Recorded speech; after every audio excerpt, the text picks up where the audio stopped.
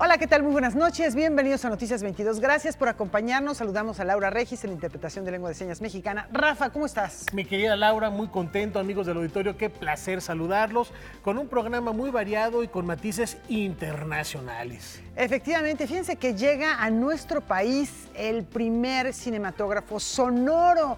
Es los inicios de la historia del cine. Váyanse a la Cineteca, van a ver. Además hay carteles de películas extraordinarias que son clave para entender cuál fue el desarrollo primero del cine. Y además muy interesante porque es también el primer vínculo cultural, uno de los más importantes que tiene México y Francia al traer este aparato de 400 kilos, que había muy pocos, pero eran los portátiles en aquella época, a principios del siglo XX. Pero además, Callas, sí, María Callas, la soprano. La gran diva. O la gran voz fea, como le decía Toscanini, así lo decía el gran director de orquesta de la época, regresa a los escenarios de México.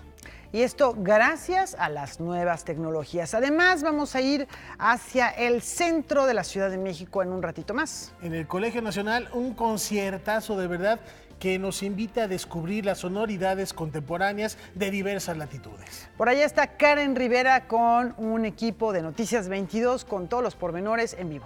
¿Comenzamos? Comenzamos.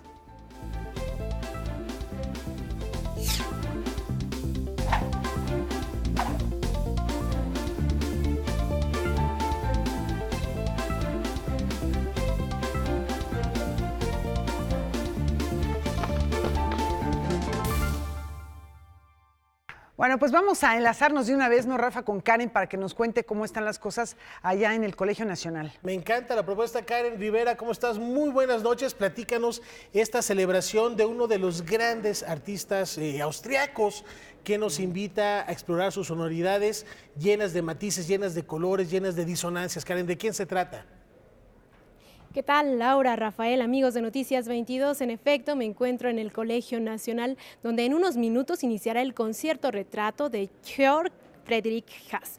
Es uno de los compositores austríacos más reconocidos de su generación y es porque en su música sintetiza tres elementos principales. Uno de ellos es la experimentación estadounidense, el otro es la orquesta tradicional austríaca y él tiene algunos elementos como oscuros que tienen algunos tintes franceses.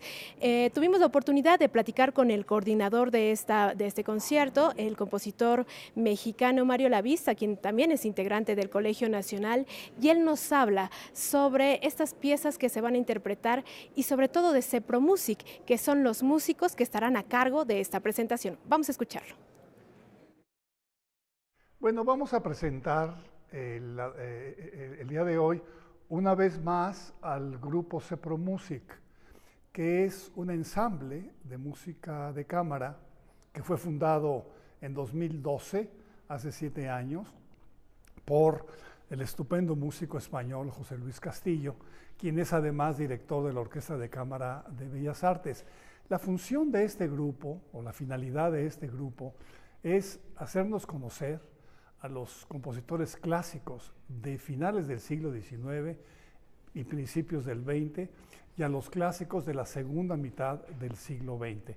¿En quiénes estoy pensando? Bueno, entre otros compositores, algunas obras de Debussy que se tocan muy poco de cámara, de Ravel, Bartók, Schoenberg, Berg, Webern, en fin, son los grandes clásicos del siglo XX. Del principio del siglo XX y la segunda mitad del siglo XX, pues estamos hablando de compositores como Luciano Berio, como Pierre Boulez, que este grupo ha estrenado obras de Pierre Boulez en México, como Karl-Heinz Stockhausen, y en México, bueno, Silvestre Revueltas, por ejemplo, que es un compositor muy conocido, pero de nombre, porque muy poco se toca su música de cámara. Hace 15 días tocamos aquí el homenaje a García Lorca con CEPROMUSIC, y es una obra muy, muy poco tocada, y es uno de los clásicos del siglo XX, igual Carlos Chávez o Manuel Enríquez. Este grupo hizo un disco, inclusive, o 1 o 2 discos, con la música de Manuel Enríquez, que es otro de los clásicos del siglo XX. Bien, este estupendo grupo va a ofrecer el día de hoy un retrato musical de un compositor nada conocido en México, que es Georg Friedrich Haas, compositor austríaco de unos 65 años, compositor muy importante, uno de los principales compositores de su generación, y va a estar acompañado este retrato musical con una obra de un compositor mexicano sumamente talentoso, que es Juan Sebastián Lach. Él además ha participado de dos mundos, el de la música popular, puesto que ha formado parte de grupos de jazz, ha formado parte de grupos de rock como Santa Sabina, y también del lado de la música clásica. Entonces, es un poco el caso, su caso como el de Eugenio Toussaint, que se alimentan de dos tradiciones, la tradición popular y la tradición de la música clásica. Y me da mucho gusto que se presente esta obra de Juan Sebastián Lach, porque también es un compositor que oímos poco, y es injusto porque es una música realmente espléndida. Bueno, además de esta obra de Juan Sebastián Lach, se va a presentar 3 estrenos en México de Haas. ¿Cuáles son estos estrenos? Mario Lavista nos platica un poco sobre ellos, y es importante mencionar que Haas ha buscado y ha explorado todas las posibilidades del sonido. Él no se queda con estas reglas de sonido y armónicas tradicionales, sino lo que quiere es explorar más allá. ¿Qué tanto puede dar un instrumento? Vamos a escuchar lo que nos dice a continuación Mario Lavista. Vamos a escuchar varias obras, son 4 obras que son estrenos en México, y una de las características fundamentales de su música es la microtonalidad o el microtonalismo. ¿Qué quiere decir eso? Bueno, si usted piensa en un piano, la distancia que hay de una tecla a otra es un semitono, se le llama semitono. Bueno, la mitad de ese semitono sería un cuarto de tono. Esa es la microtonalidad, intervalos menores al semitono. Y esa es la característica o una de las características de la música de Georg Friedrich Haas. Acaban de dar en este momento la primera llamada, ya está por comenzar el concierto, yo me tengo que ir a ocupar el lugar, pero más adelante les prometo que les voy a mandar todos los detalles de lo que está ocurriendo en este sitio, y vamos a hablar de algo también importante que es muy característico de la música de Haas, la microtonalidad. Los espero más adelante, regreso cámaras con Laura y Rafael. Muchas gracias, mi querida Karen, pues ya también envidiándote un poco por no poder estar esta noche ahí disfrutando de esta música contemporánea. ¿Quién mejor que el maestro Mario Lavista para explicarnos cómo funcionan o cómo se conciben estas microtonalidades que en Oriente son muy, muy comunes, pero hablar de un autor contemporáneo de origen austriaco, bueno, es sorprendente. Y sería interesante que podamos regresar al ratito a escuchar un fragmento de esta interpretación de este concierto. Karen, muchas gracias. Bueno, y continuamos con información, ¿no? Y también de carácter internacional ahora, amigos. Efectivamente. Porque México y Hungría firmaron un acuerdo muy importante que tiene que ver con el patrimonio cultural. Efectivamente, para restaurar este patrimonio afectado particularmente por los sismos de 2017.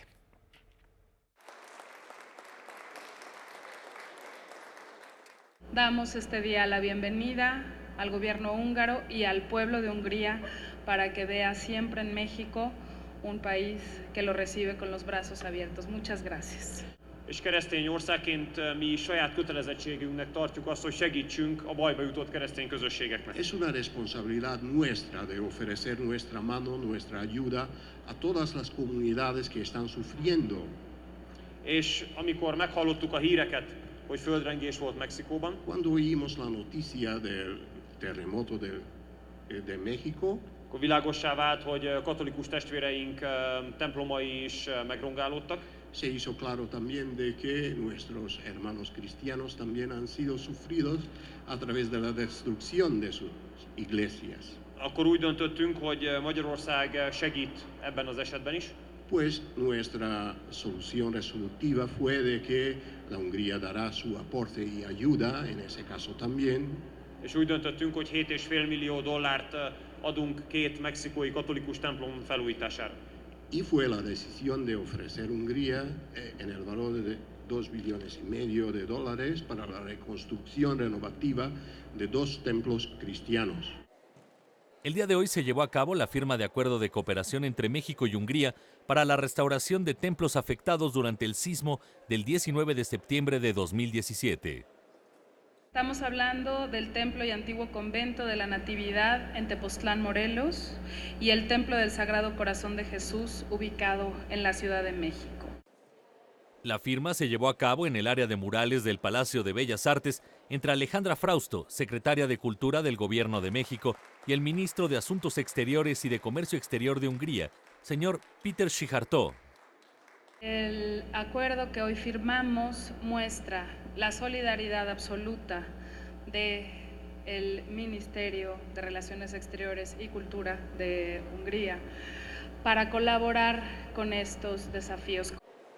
Con información y texto de Salvador Perches Galván, Óscar Helguera, Noticias 22.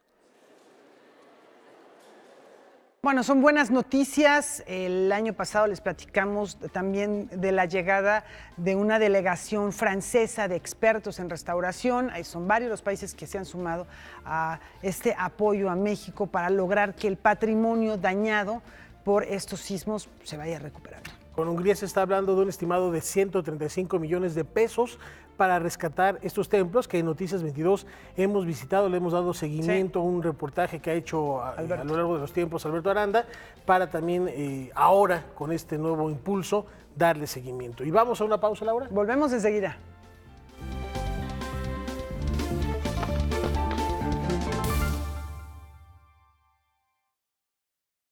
Bueno, pues les platicamos acerca de una exposición que se presentó, que apenas se acaba de inaugurar, me parece que mañana ya está abierta al público, en torno a los orígenes de la cinematografía.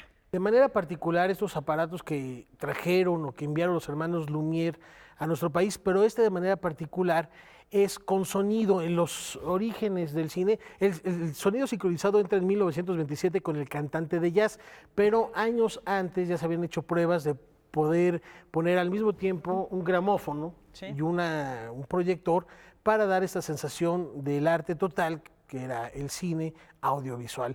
Este es el precursor y, como dice Laura, lo pueden visitar a partir de mañana en la Cineteca Nacional. El próximo mes de julio, la productora francesa Gaumont cumplirá 124 años de existencia y la Cineteca Nacional lo celebra con una exposición y una retrospectiva que dan cuenta de su historia y su legado. Esta es la 18ª ocasión que una colección tan grande sale del Museo Gaumont. Cada vez que la exposición va a un país, se piensa de nuevo toda la presentación y todos los contenidos para que tengan a ver con el propio territorio donde va a estar. Entonces, aquí es la mayor exposición desde la primera vez que se presentó en Francia en 2015. De hecho, fueron muchos materiales y muchos contenidos que vinieron por barco aquí a México. Gaumont, desde que existe el cine, es una exposición compuesta por 200 objetos, entre los que encontramos vestuarios de películas como El Quinto Elemento, Amigos y El Perfecto Asesino. También hay extractos de películas, carteles, utilería, pero sobre todo cámaras y proyectores antiguos. Destaca el cronomegáfono, inventado por Léon Gaumont. Se fabricaron 50 y actualmente solo quedan 5.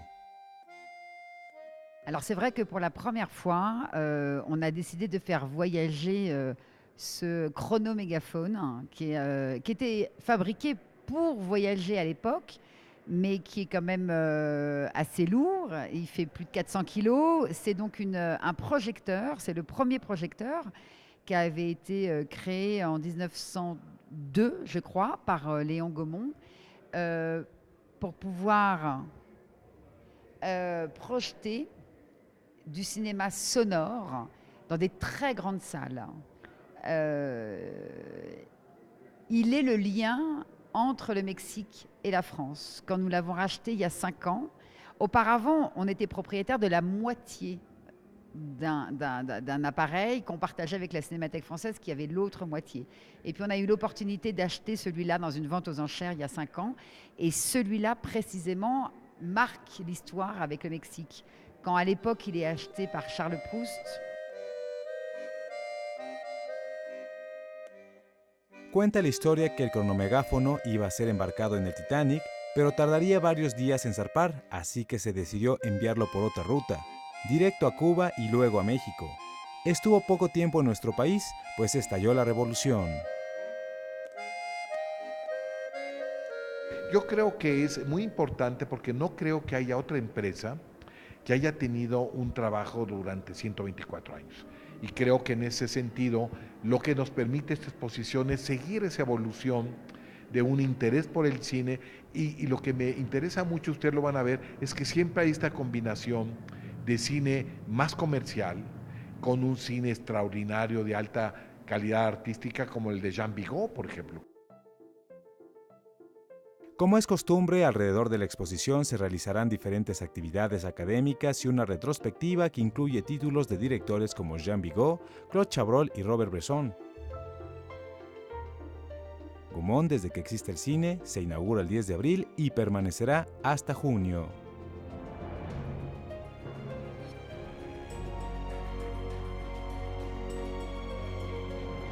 Noticias 22, Julio López.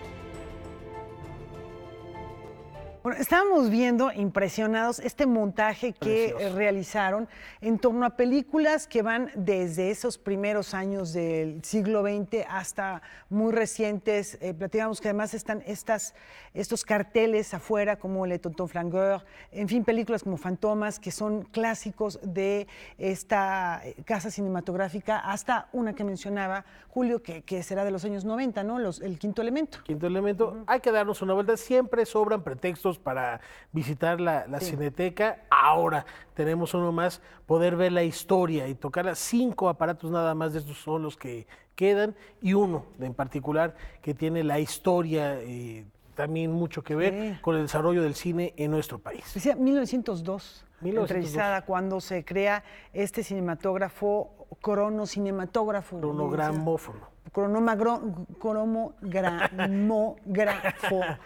Ya lo estaba dijiste. Sincronizado, pues. Sonido e imagen de la mano. Y en otros temas, como parte de las conmemoraciones por el centenario que hemos estado aquí recordando, mañana es exactamente la fecha en que cae el caudillo del sur, Emiliano Zapata. Se retransmite una radionovela que hizo época, Laura. Efectivamente, titulada Tierra y Libertad.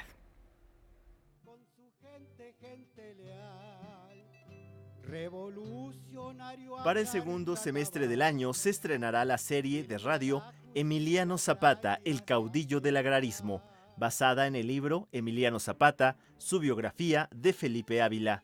Esta producción abordará la infancia, juventud e ingreso al movimiento de la Revolución Mexicana, así como su relación con Madero, sus tratos con Francisco Villa y su aportación al Plan de Ayala. Valiente el pueblo, resiste la guerra. Está todavía en proceso la adaptación. La dificultad que hemos encontrado al adaptar un libro netamente documento histórico es que tiene que dársele un cuerpo y una sabor de radionovela, sin llegar a los extremos de hacer una radionovela como Calimán, ¿verdad? El hombre increíble. No. Se trata de no despegarnos del texto histórico. Y que los constitucionalistas abandonen Xochimilco. Yo creo que si somos fieles a la historia, si somos fieles a su lucha, si somos fieles a su pensamiento, el personaje cómo habla o el personaje cómo dice las cosas es recreable desde cualquier punto de vista, siempre y cuando lo hagas humano y creíble y fiel. Esta radionovela de 15 capítulos con duración de media hora es una coproducción entre el Instituto Nacional de Estudios Históricos de las Revoluciones de México y Radio Educación. La intención va más allá de recordar al personaje histórico. Queremos debatir a Zapata, no queremos imponer una idea sobre Zapata, de ninguna manera queremos imponer ni sobre Zapata ni sobre ningún otro aspecto de la historia, sino debatirlo, discutirlo, refrescarlo y pensar qué nos dice ahora a los mexicanos. Está toda la creatividad del equipo de Radio Educación, pero sobre todo está con base en pues una investigación muy sólida para darnos un acercamiento realmente pues a lo que fue un periodo de la Revolución Mexicana y de un personaje que es entrañable, pero que también tiene sus claroscuros y que hay que conocerlos. Además de esta producción, Radio Educación está retransmitiendo de lunes a viernes a las 4 de la tarde la serie Tierra y Libertad, adaptación del guión cinematográfico de José Revueltas. Realizada entre 1983 y 1984, esta serie recrea momentos claves de la vida del caudillo.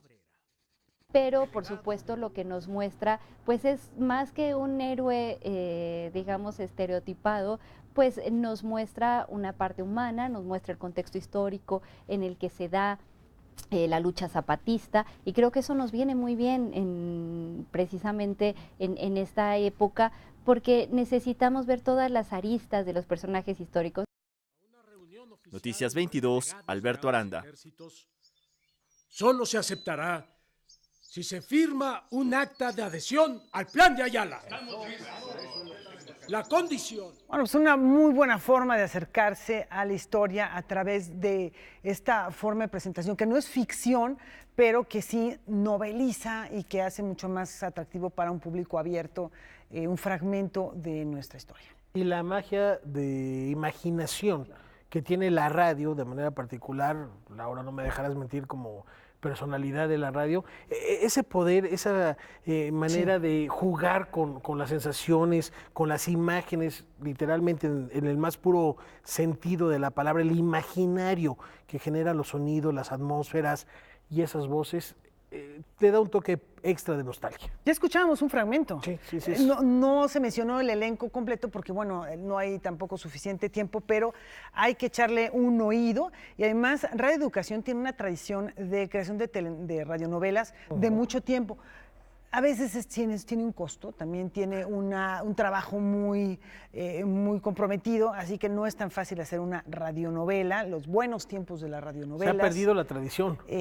Sí, la gente los escuchaba como después serían las telenovelas y después serían las series de televisión. Pero bueno, pues ojalá que se retome y sobre todo con temas que tienen que ver con nuestra realidad. Que hagan su Radioflix, ¿no? Pues la verdad no es mala idea, nos hace falta un Netflix para la pintura, para la literatura, para el radio. Yo creo que en todos estos ámbitos hay que ponerse al día y retomar formatos que han sido exitosos. Y seguimos platicando de Emiliano Zapata en este contexto. Noticias 22, como les platicábamos, se integra también a la efeméride con hoy la segunda entrega de Zapata 100 años, en la que evocamos pueblos, haciendas de la época.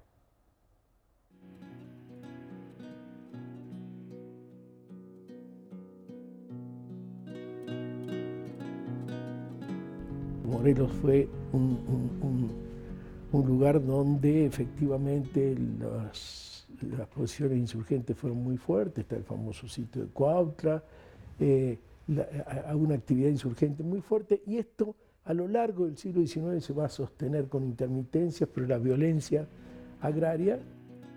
Las haciendas no se expanden, este es otro mito, las haciendas no se expanden en el siglo XIX.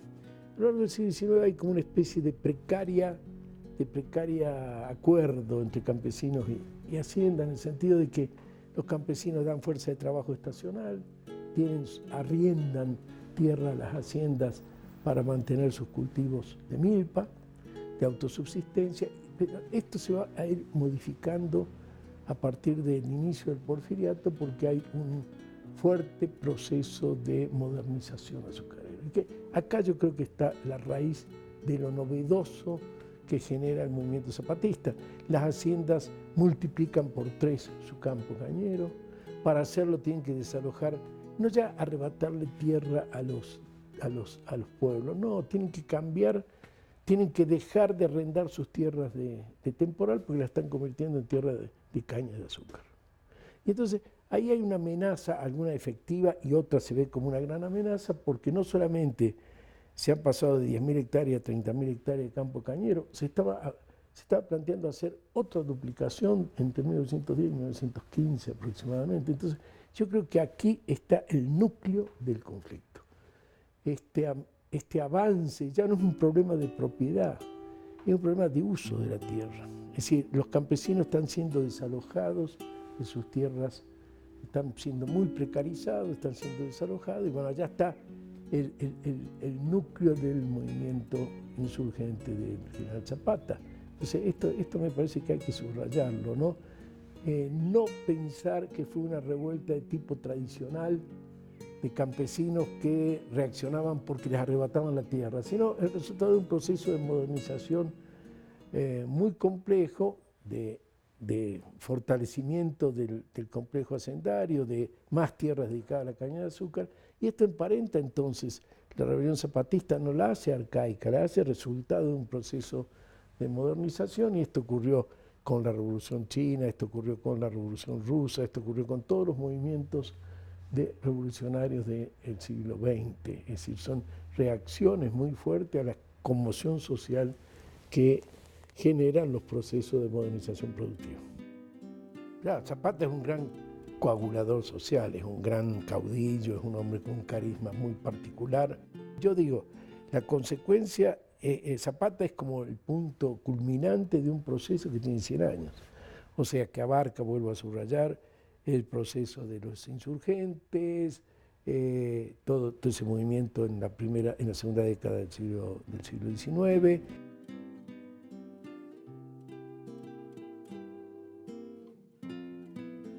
Bueno, qué historia la de este personaje que desde muy pequeño se da cuenta de las injusticias que se viven primordialmente en el campo. En aquel momento, pues era un país mayormente rural. No, y como escuchamos, la vorágine, la manera tan vertiginosa en que nacía el siglo XX, en todo el mundo tenía eco, repercusiones. Aquí escuchábamos al historiador precisamente platicar de lo que pasaba en Europa, mientras que en México personajes como Zapata también iban abriendo brecha para precisamente poner los cimientos de lo que es hoy nuestra nación. Y hace 100 años también, Laura, mientras se iba Zapata, un 10 de abril, un 16, nació otro personaje que prácticamente le cambió el rostro a varias ciudades de México. Efectivamente, Pedro Ramírez Vázquez, arquitecto, urbanista, quien, como tú dices, le dio identidad a muchas ciudades, es icónico, gran parte de su trabajo, y es un referente para la vida urbana. La Sala Manuel M. Ponce del Palacio de Bellas Artes fue el escenario en el que el Instituto Nacional de Bellas Artes y Literatura rindió homenaje por el centenario natalicio del gran arquitecto Pedro Ramírez Vázquez. La muy rica labor que Pedro Ramírez Vázquez emprendió y dio forma a lo largo de su vida profesional es apreciable solo a la luz de las circunstancias en las cuales la desenvolvió. Las condiciones objetivas y subjetivas dentro de las cuales la llevó a cabo son imprescindibles para poner al descubierto las acciones que propiciaron, así como el significado que se les asignó y el que quepa conferirles en la actualidad. Doblemente importantes cuando, como es el caso actual, de lo que se trata es de poner de relieve su pensar, ese que estuvo detrás de su hacer, que lo fundamentó y le imprimió su significado. Con información y texto de Salvador Perches Galván, Noticias 22. Bueno, pues ahí está para la historia. Y como dato interesante, nació el 16 de abril de hace 100 años y fallece un 16 de abril hace 6 años, cuando cumplió 94, cerró un ciclo, y por supuesto el día 16 nosotros ya les estaremos preparando algo especial más a fondo para recordar y celebrar el legado de este gran urbanista y arquitecto. Y antes del corte, Rafa, les vamos a informar de una repatriación muy exitosa que fue anunciada por el Buró Federal de Investigaciones de los Estados Unidos, el FBI, a través de la Embajada de Estados Unidos en la Ciudad de México. Se regresan 2 piezas arqueológicas al Instituto Nacional de Antropología e Historia de la Secretaría de Cultura. Son 2 piezas originarias de un sitio arqueológico mexicano, es lo que explica el FBI, y son una parte importante del patrimonio cultural de México. Su diseño es acorde al estilo teotihuacano, asociado con las culturas que se asentaron en la planicie central de México durante el periodo clásico mesoamericano. Estamos hablando del año 200 a 700 ya de nuestra era, y la restitución de estas piezas es resultado de una cercana colaboración entre Estados Unidos y México como parte de los continuos esfuerzos para recuperar y devolver bienes culturales. Ahí veíamos estas piezas y es el FBI famosísimo, más en películas que... Efectivamente, pero bueno, ahí está y miren qué bien funcionó. ¿Te acuerdas, Rafa, que no hace muchas semanas hablamos sobre los carabinieri en Italia que lograron también la repatriación de una serie de exvotos, una cantidad muy importante de exvotos a nuestro país? Y lo más lamentable es que esto se mueve en el mercado negro, y digo lo más lamentable porque podrían estar quizá en un museo internacional, como se da el caso de algunas piezas bien conocidas, pero están resguardadas, están cuidadas y sabemos dónde están. Y exhibidas además. Son parte del patrimonio. Esto puede quedar perdido ahí en una casa y después ser malbaratado. En fin, rescatadas gracias al apoyo y la colaboración entre México y Estados Unidos. Volvemos.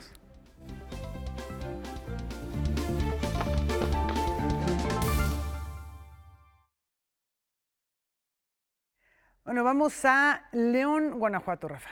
Cumple 3 décadas de celebrar las letras. Para su 30ª edición, la Feria Nacional del Libro de León ha programado 16 talleres, más de 70 espectáculos artísticos, un torneo de Scrabble y uno de ajedrez y más de 190 presentaciones. Hay muchos retos que son muy interesantes. La feria nos tocó tomarla en uno de las valles en los que nosotros consideramos que estaba. Por ejemplo, la novedad editorial. Teníamos en 2015 157 editoriales, es muy poco. Al día de hoy vamos a tener casi 400. El crecimiento es significativo, sin embargo, sabemos que podemos llegar a las 500 o 600 editoriales en un futuro a mediano plazo. Hoy te puedo decir que si bien no es una feria infantil y juvenil, sí tenemos muy claro que el objetivo es que la feria sea un estandarte de la aproximación a la palabra oral y escrita. Autores como Fernando Rivera Calderón, Carlos Martínez Azat, Ana Lilia Pérez, Elmer Mendoza, Jorge Volpi, Paco Ignacio Taibo II y Armando Fuentes Catón acudirán a la feria.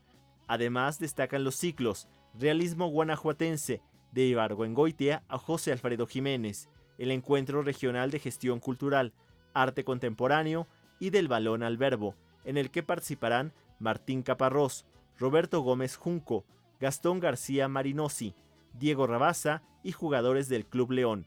Todo del viernes 26 de abril al domingo 5 de mayo.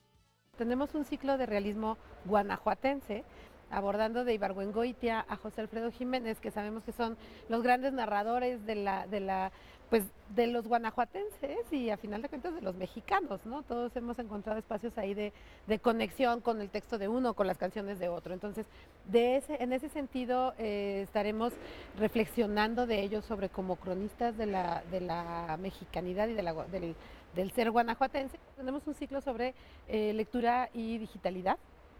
Una parte que nos parecía muy importante es reflexionar sobre las nuevas plataformas, los nuevos accesos a la lectura, cómo los estamos abordando, todas estas reflexiones, incluso de la narrativa, no nada más del formato en sí mismo, sino cómo la narrativa se ha ido modificando. Noticias 22, Alberto Aranda.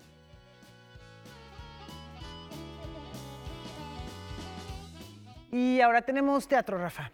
4 historias, 4 patrones destructivos de comportamiento, 4 personajes. Y todos ellos van a luchar con sus vidas para llegar a la otra orilla.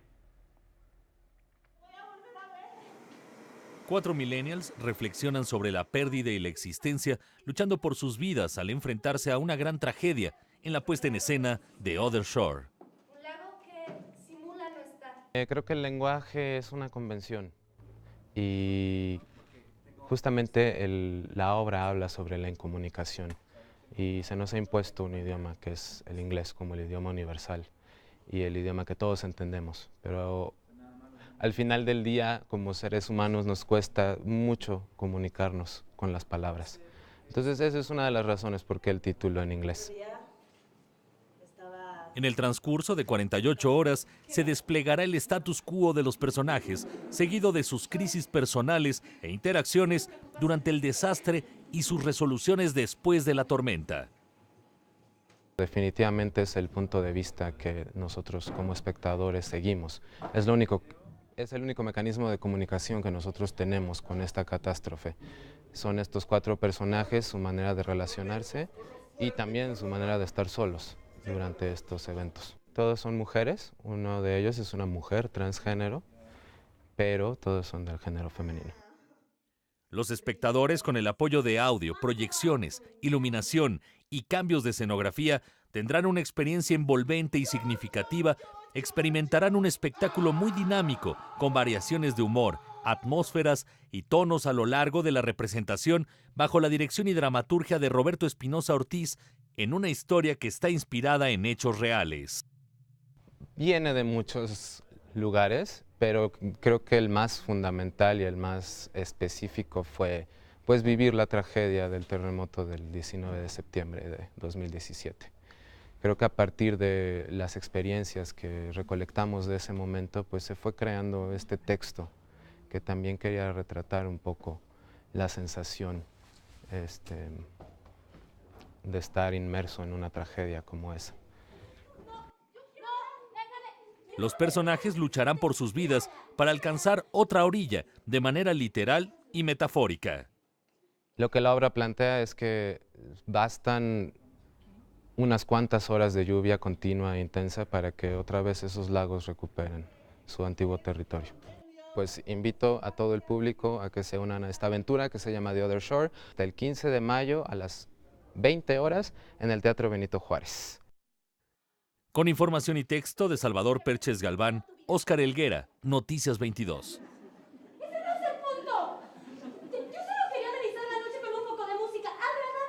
Bueno, sería atractivo. Hay que darse una vuelta y a ver quién logra llegar a la otra orilla. Efectivamente, que no es fácil. Paisajes íntimos, un testimonio de la historia y de nuestro tiempo se materializan en un lugar, Laura. En las Tierras Altas.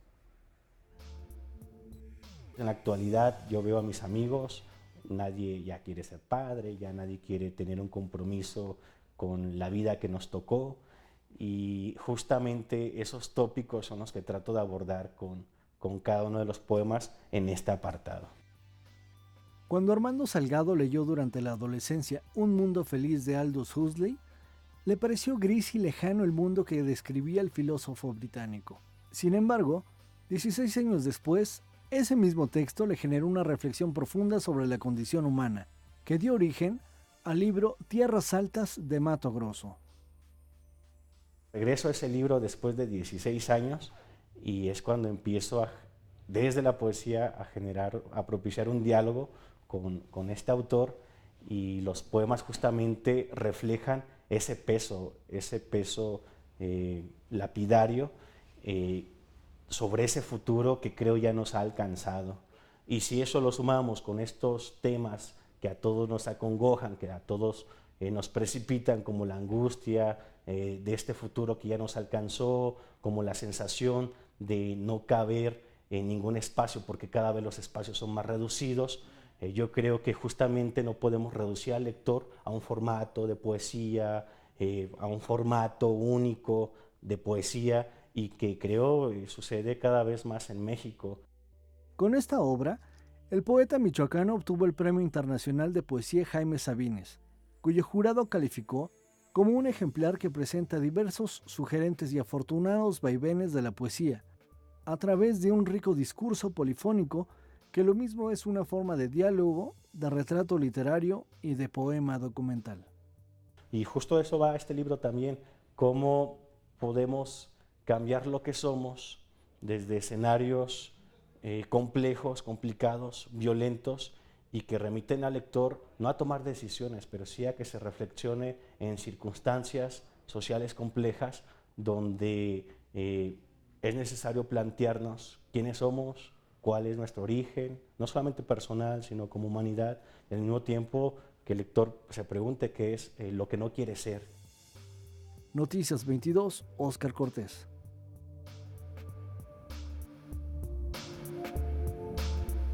Y vamos con más música, Rafa. Tenemos un comentario más de Mario Lavista. Así es, hace unos instantes Karen Rivera lo entrevistó. Él es el coordinador del concierto que se está celebrando esta noche. ¿Y qué vamos a ir un ratito allá? Sí, vamos a escuchar porque ya Mario Lavista en la participación anterior hablaba de microtonalidad, pero ahora también para saber lo que se está escuchando y se está disfrutando esta noche en el Colegio Nacional, hay que hablar de espectralismo. Este movimiento, esta tendencia, que los espectralistas dicen que no son esas etiquetas que no les gustan mucho a los músicos, pero el timbre tiene varios espectros y de eso nos platica Mario Lavista. Esa es la influencia que tiene Haas en cuanto al espectralismo, pero además unido a la microtonalidad. La microtonalidad la conocemos en México, digamos, con el nombre de sonido 13, que es el nombre que le dio Julián Carrillo a la división de un semitono en intervalos menores. Él le llamó el sonido 13 porque una escala cromática tiene 12 sonidos. Entonces dijo, son 13, bueno, porque estamos dividiendo el semitono en cuartos de tono o bien en octavos de tono o 16avos de tono. En México existen los instrumentos de Carrillo, están en México, en su casa en San Ángel. Hay pianos microtonales, hay guitarras, hay arpas microtonales, en fin. Yo no creo, no lo sé, pero creo que Haas no conoce la música de Carrillo, ni la teoría de Carrillo, pero en Francia sí se conoce. Hay escuelas en que tienen también sus instrumentos. Así que creo que vale la pena oír la obra de un compositor tan extraordinario, tan espléndido como Georg Friedrich Haas y la música del mexicano Juan Sebastián Lach. Bueno, pues interesante, que tiene que ver con la experimentación en la música, y a ello se debe que escuchamos de pronto a Schoenberg y nos sigue pareciendo muy moderno. Sí, no, todavía es sigue cuestión sonando, de, la experimentación se siente, ¿no? De sensaciones, esto es lo que hay que decir, se debe sentir, y hay que regalarle al maestro Haas unos discos de Julián Carrillo, ¿por qué no?, para que escuche el sonido 13 mexicano. Y nosotros, antes de irnos a la pausa, los dejamos con esta probadita de lo que se vive esta noche ahí en Colegio Nacional con estas microtonalidades de Haas.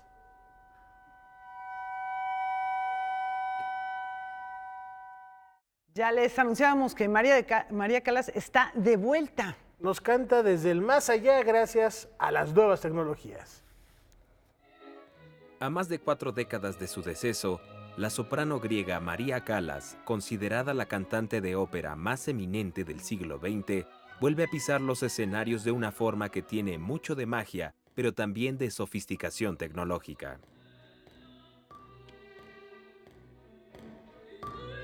La vamos a revivir en el escenario para todo el público que guste de la ópera y de la música clásica, y para el que no también, porque van a tener la oportunidad de ver un show con la más alta tecnología holográfica del momento, y la vamos a ver desplazarse en el escenario, revivir esa manera que tenía de interpretar, de poner la piel chinita al público. Callas in Concert ha tenido gran aceptación entre el público alrededor del mundo, gracias a que propicia el encuentro, aunque sea ilusorio, con uno de los íconos musicales del siglo pasado. A lo largo de 90 minutos, veremos a la divina interpretar lo mejor de su repertorio, arias de Verdi, Rossini, Bizet, Bellini y Puccini, acompañada por la Orquesta Sinfónica de Minería y la dirección concertante del estadounidense Jerry Grant. Es una proyección como tal, que está hecha a base de láseres, pero es prácticamente imperceptible el holograma o la pantalla en donde se proyecta. Esa es la magia, ese es el acto, yo digo que es un acto de ilusionismo prácticamente, porque logras perder un poco esa referencia entre lo que es real y lo que no. Luego de su presentación en el Auditorio Nacional, el espectáculo Callas in Concert visitará Guadalajara el viernes 12 de abril y Zacatecas el próximo martes 16. Para esas fechas, la primadona absoluta estará acompañada por la Orquesta Filarmónica de Jalisco y la Orquesta Filarmónica de Zacatecas, respectivamente. Nos llevamos 3 meses trabajando en este proyecto, viajan 15 personas de Estados Unidos, la gente pensaría, es un holograma, no viene un artista, solamente es poner una grabación y ya, pero no es así, viene todo un equipo técnico de producción, más el que está aquí en México trabajando, esperando recibirlo, y sí, es una tarea bastante ardua y traemos casi 4 toneladas de equipo también viajando.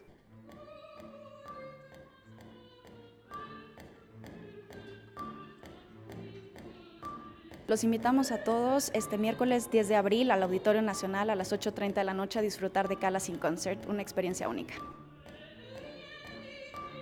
Con información de César H. Meléndez, Noticias 22.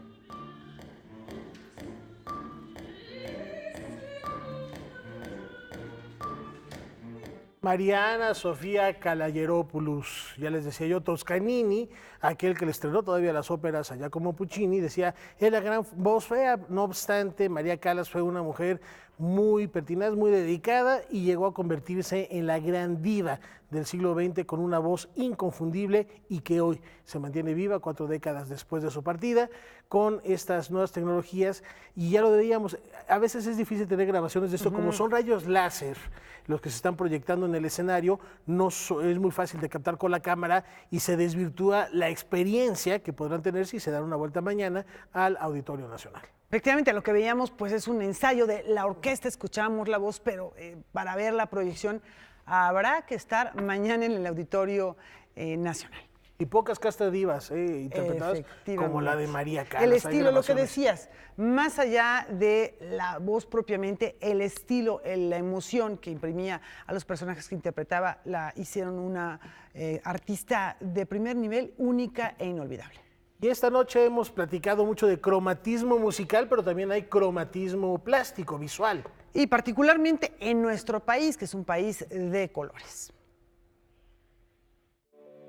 Más que un recorrido por el diseño, la muestra México a color es un paseo por el rojo, azul, amarillo, rosa y verde, colores que han caracterizado la cultura mexicana y que le han dado un sentido muy particular al arte popular, la arquitectura, las artes plásticas e incluso la mercadotecnia. México siempre es una referencia de color y la idea era estudiar de dónde vienen esas referencias, porque México es igual a color.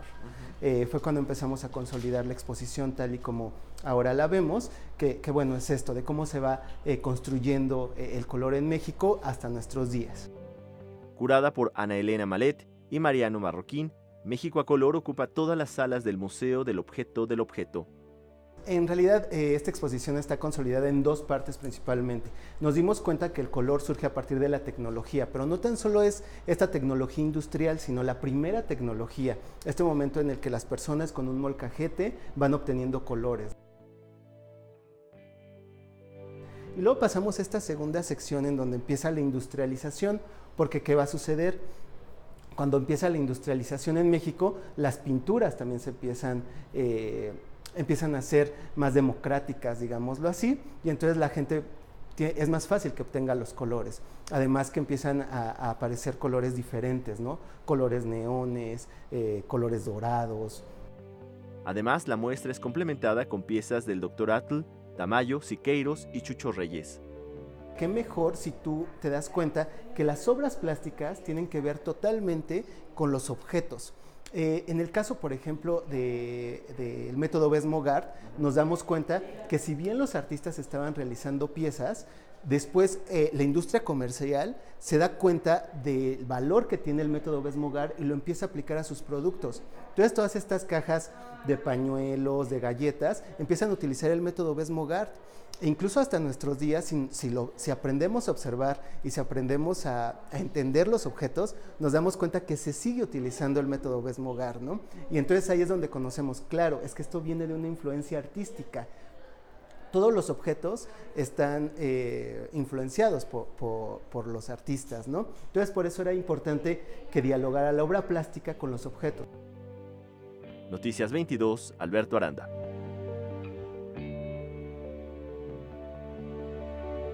Se ve muy bonito el modo museo objeto del objeto, hay que darse una vuelta y por qué no dejarnos conquistar por estos colores, por estos matices, por todo este poder que tiene cada uno de ellos de las tonalidades frías, cálidas, experimentando los colores de México. Efectivamente, son colores muy particulares porque ellos son tomados en gran medida de elementos de la naturaleza que solo se encuentran en nuestro país y lo podemos ver en las creaciones, en los bordados, en, no sé, la vestimenta, la ropa, los atuendos. El color está en todos lados, es un país lleno de color, parece un lugar común, pero ahí tienen el ejemplo. ¿Recuerdas la muestra de la grana cochinilla que estuvo hace poco en Bellas Artes? Bueno, es un ejemplo de ello. Y nos vamos a despedir, como es costumbre, agradeciendo el favor de su compañía, recordándole la cita que tenemos mañana y nos vamos con música, esto que está pasando en vivo, un desafío, de verdad, afinar o, si se me permite el término, desafinar los instrumentos para que suenen estas microtonalidades de jazz. Gracias. Vamos al Colegio Nacional.